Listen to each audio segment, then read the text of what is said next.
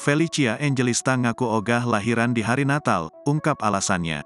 Pasangan Felicia Angelista dan Caesar Hito baru saja dikaruniai buah hati keduanya pada tanggal 20 Desember tahun 2022 lalu.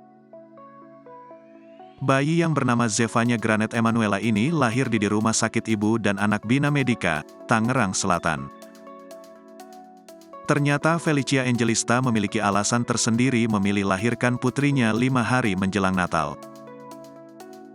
Menurut Felicia Angelista, ia takut saat ulang tahun anaknya tidak ada yang datang. Aku mikir, wah kalau anak gue lahir Natal, yang datang ulang tahun siapa?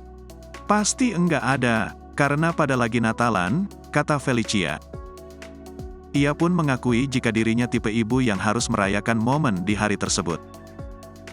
Wanita yang akrab disapa Feli ini ingin ulang tahun anaknya kelak akan banyak yang datang.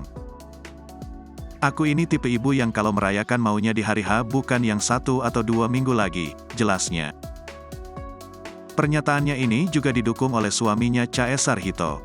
Sama seperti Feli, Hito juga memikirkan untuk tak memilih melahirkan di tanggal 25. Kalau pas tanggal 25, kayaknya agak susah, sambungnya.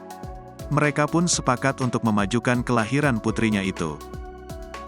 Jadi ada perayaan Bible, Zevanya, Natal dan Tahun Baru, ucap Felicia.